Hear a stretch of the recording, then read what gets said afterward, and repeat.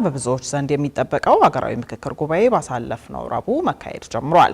በመድረኩ መክፈቻ ላይ ንግግር ያደረጉ አካላትም ምክክሩ በኃላፊነት ስሜት መካሄድ እንዳለበት አጽንኦት ሰጥተዋል። የአፍሪካ ህብረትም በኢትዮጵያውያን ባለቤትነት የሚመራውን ይህን ሂደት እንደሚደግፍ በዚህ መድረክ ላይ አረጋግጧል። በመክፈቻ ስነ ስርዓቱ ላይ የተላለፉ መልእክቶችን በሳምንቱ አበይት ጉዳይ መለስ ብለን ልንቃኛቸው ወደናል። የተወሰኑትን አድምጠን እንመለስ።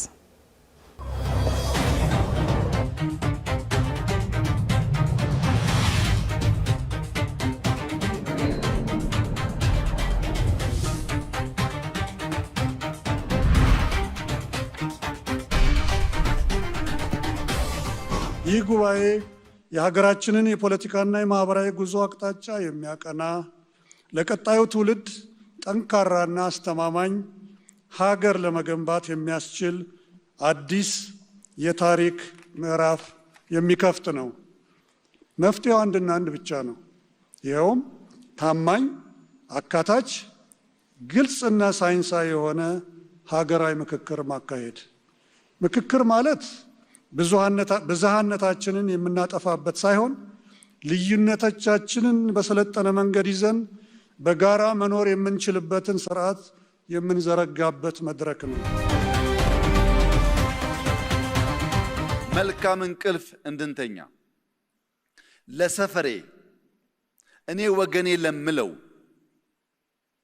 ለኔ ከባቢ ብላችሁ ሳይሆን ለኢትዮጵያ ብላችሁ እንድትመክሩ በታላቅ ትህትና አደራ ልላችሁ ፈልጋለሁ። ለዛሬ አትምከሩ፣ ለነገ ምከሩ። ለናንተ አትምከሩ፣ ለልጆቻችሁ ምከሩ። አሁን የምንመካከረው ስለ ትናንትናው አይደለም። የትናንትናን ችግር ፈተን ለነገ መልካም መሰረት ለማኖር ነውና እያንዳንዱ ተወያይ፣ እያንዳንዱ ተወካይ ልጆቹን እያሰበ ለመመካከር የወሰነ መሆን አለበት። ሶማሌዎች ጥያቄ አላቸው፣ አፋሮች አድምጧቸው። ትግራዮች ጥያቄ አሏቸው፣ ወላይታዎች፣ ሲዳማዎች አድምጧቸው። ዳሰነች አሌ ጥያቄ ያለው፣ ኦሮሞዎች፣ አማሮች አድምጧቸው። በተለይ ኦሮሞዎችና አማሮች ዳሰነችን፣ ኮንሶን፣ አሌን ካላደመጣችሁ ኢትዮጵያን ልታጸኑ አትችሉም። ምንም ጥርጥር የለውም። በቁጥር ትላልቅ ህዝቦች ናችሁ።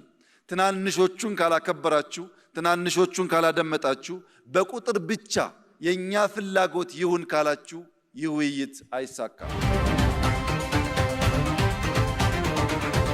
አሜሪካኖች 55 ሰው ጠርተው ለ100 ዓመታት የሚቆይ ኮንስቲቲዩሽን የገነቡ ቢሆንም ትግራዮች ከአንድ ሰው የሁለት ሰው ከሁለት ሰው የሶስት ሰው ምክር ይሻላል ስለሚሉ 4000 ሰው ሰብስበናል። የአሜሪካ ኮንስቲቲዩሽን በ55 ሰው ቢሰራም ልባም ነበሩና ለ100 ዓመታት የሚቆይ ስራ ሰርተዋል። የኛ 4000 ሰዎች ከነሱ በላይ ከነሱ በተሻለ ጊዜ ይበልጥ ልባም ሆነው ሁሉን ወገን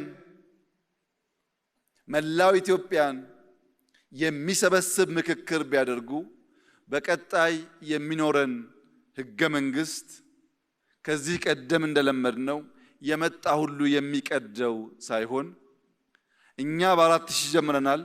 በ10000 ምክክር ሳያደርግ አንድም ሰው መቀየር አይችልም ማለት ነው። እኛ 4 ዓመት ተመካክረናል። 8 ዓመት ሳይመካከር መቀየር አይችልም ማለት ነው። ይህ ጉባኤ በሰማይም በምድርም ታላቅ ኃላፊነት ያለበት የ130 ሚሊዮን ዜጎች የዛሬ የ200 300 ሚሊዮን ዜጎች የነገ ኃላፊነት ያለበት እድለኛ ስብስብ ነውና ይህንን የታሪክ ብዕርና ብራና ሳታባክኑ ለኢትዮጵያ መልካም ለአፍሪካ አስተማሪ የሆነ እጅግ የማይጠበቅ ሁላችን የሚሰበስብ ሰላም የሚያጸና ልማት የሚያመጣ ለእያንዳንዳችሁ እርካታን የሚያጎናጽፍ ለመላው ኢትዮጵያውያን እረፍት የሚሰጥ ውጤት እንድታመጡ በታላቅ ትህትና አደራ ልላችሁ ፈልጋለሁ።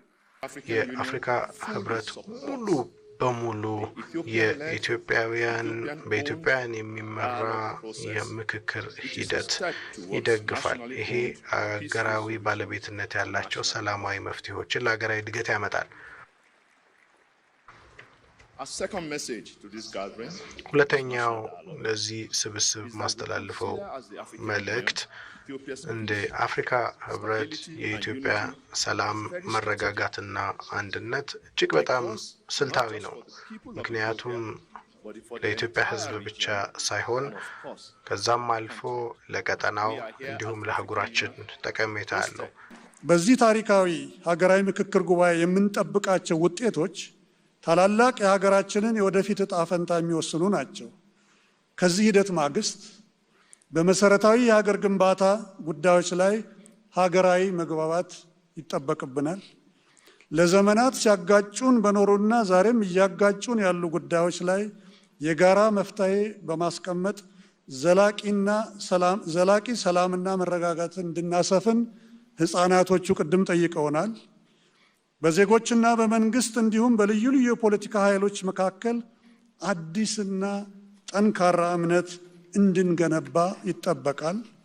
ከሁሉ በላይ ወደፊት ለሚገጥሙን ማናቸውንም የሀሳብ ልዩነቶችና ለመግባባቶችን በጠረጴዛ ዙሪያ ለመፍታት የውይይትና የምክክር ባህልን በምንወዳት ሀገራችን ኢትዮጵያ መትከል ይጠበቅብናል።